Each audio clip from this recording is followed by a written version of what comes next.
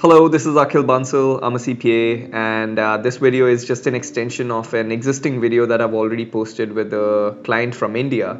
And in this video, we discuss, which state he should incorporate in. If he's bringing his own registered agent, and eventually wants to change it in the future, what's the process gonna look like? What's the overall registration process looking like? Which state you want to incorporate in? Texas, Wyoming, Delaware. I hope a lot of your questions get answered in this video, and don't forget to like and subscribe. Enjoy this call.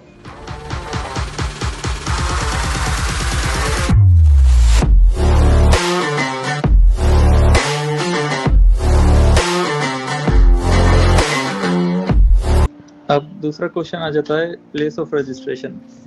Okay हमारे पास में जो बंदा है जिसको हम operations के लिए रखना चाहते हैं यूएस में, वो टेक्सास में रहता है। ओके और उसको हम एज अ लीगल रिप्रेजेंटेटिव रख सकते हैं। बिल्कुल रख सकते हैं। और उसी सेम पर्सन को कॉन्ट्रैक्ट बेसिस पे या डेली ऑपरेशंस परफॉर्म करने के लिए रख सकते हैं। बिल्कुल रख सकते हैं। तो इस कंडीशन में जो कंपनी का रजिस्ट्रेशन है वो टेक्सास में होना चाहिए या कोई दूसरी टैक्स फ्रेंडली स्टेट में कर सकते हैं और डेली ऑपरेशंस टेक्सास से परफॉर्म कर सकते हैं। आई वुड रेकमेंड कि हम वो टेक्सास में करें, और Texas is actually one of the good places for non residents also.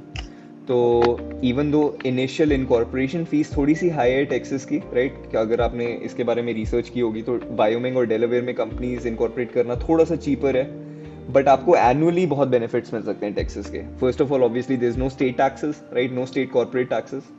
मतलब जो क्वार्टरली फाइलिंग्स हैं वो नहीं होंगी? नहीं, that is a separate thing, right? Quarterly sales taxes, that is something separate. अभी will get to that. I am talking about जो हर साल हमें कंपनी को स्टेट के साथ रिन्यू करना पड़ता है ना, तो वो डिफरेंट स्टेट्स में डिफरेंट चार्जेस हैं। California charges $800, right?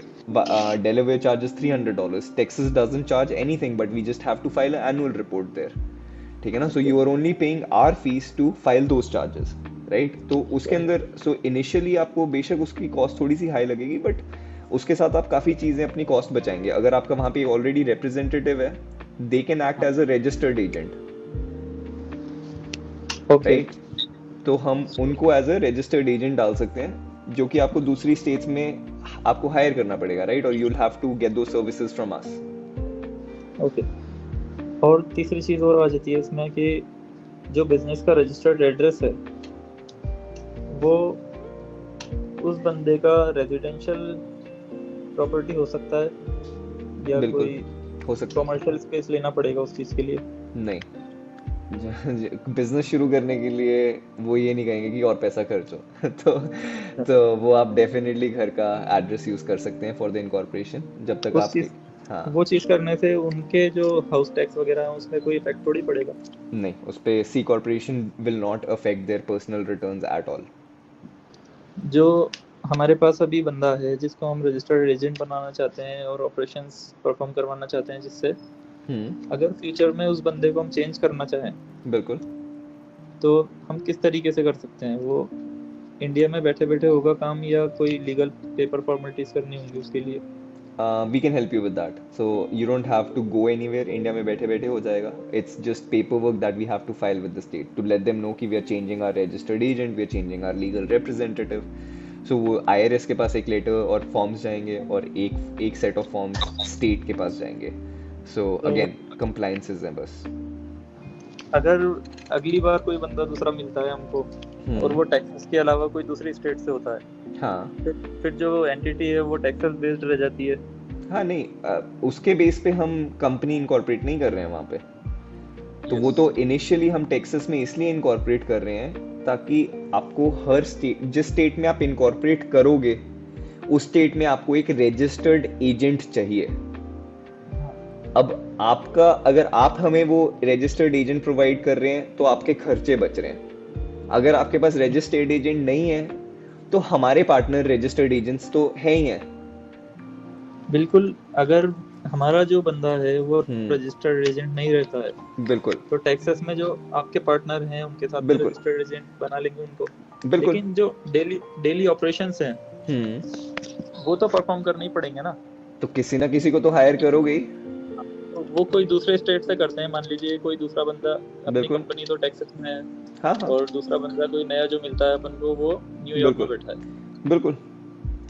तो न्यूयॉर्क वाला बंदा जो है वो टेक्सास की कंपनी के टेक्सास लिए की काम कंपनी के डेली ऑपरेशंस हैंडल कर सकता है। बिल्कुल कर सकता है। आज इंडिया में आप कंपनी खोलते हैं, आप इंडिया में अपनी कंपनी एम्प्लॉयज के हिसाब से नहीं इनकॉर्पोरेट करते, राइट? कि राजस्थान में बैठ के अगर कोई पंजाब में आप एम्प्लॉय हायर करना चाह रहे हैं तो उसके कारण आपको पंजाब में रजिस्टर नहीं करने की जरूरत कंपनी से। It's the same concept there, right?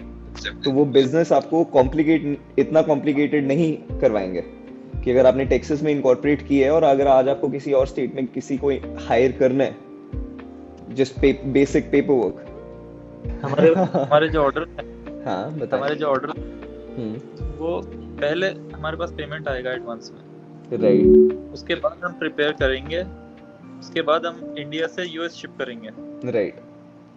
हमारा जो ऑपरेटर है वहाँ पे उसको। हम्म। फिर वो बंदा उस पैकेज को खोलेगा, उस पैकेज में 2 4 5 जितने ऑर्डर हैं वो होंगे और उनको फेडेक्स या यूएसपीएस के थ्रू लोकल डिस्पैच कर देगा। राइट। उस ऑपरेटर का यही काम रहता है वहाँ हाँ, जैसे 3PL चलते हैं, right? Third party logistic companies जो होती हैं, पे। हाँ, राइट? हाँ। इसी तरीके। हाँ बिल्कुल। तो वो एक इंडिविजुअल पर्सन करेगा उस काम को। ठीक है जी। तो कंपनी टेक्सास बेस्ड है, हम्म। कोई अभी तो बंदा टेक्सास में ही है, अगली बार न्यूयॉर्क में मिलता है हम्म। तो वो बंदा कर सकता है ये वाला काम। बिल्कुल, आप काम तो जिस मर्जी से करवा सकते हो, उसमें कोई प्रॉब्लम नहीं है। विद इन 1 मंथ, 1.5 मंथ ये सारा प्रोसेस हो जाना चाहिए। Texas company usually takes about a week for the incorporation and then 2 or 3 weeks for the EIN, another like maybe 3 4 days for the bank account, right? So इसके लिए we will send you a quote right after this call। मैं आपको detail में based on जो और जो अभी हमने डिस्कस किया। एक चीज और बताइए मुझे, हाँ जी। न्यूयॉर्क के लिए कैसा है न्यूयॉर्क में? न्यूयॉर्क बहुत कॉम्प्लिकेटेड है, आई वुड नॉट रिकमेंड, क्योंकि वहाँ पे सिर्फ एक फेडरल फाइलिंग के साथ साथ आपको स्टेट फाइलिंग भी करनी है, सिटी फाइलिंग भी करनी है। स्टेट के अलग टैक्सेस हैं, सिटी के अलग टैक्सेस हैं। अगर प्रॉफिट हुआ तो लगा के चलें कि 30-40% तो federal plus state plus city में ही डिवाइड हो जाएगा। सो वो तो आई वुड नॉट रिकमेंड कि आप न्यूयॉर्क में रजिस्टर करें company as a non resident जब आपको ज़रूरत भी नहीं है।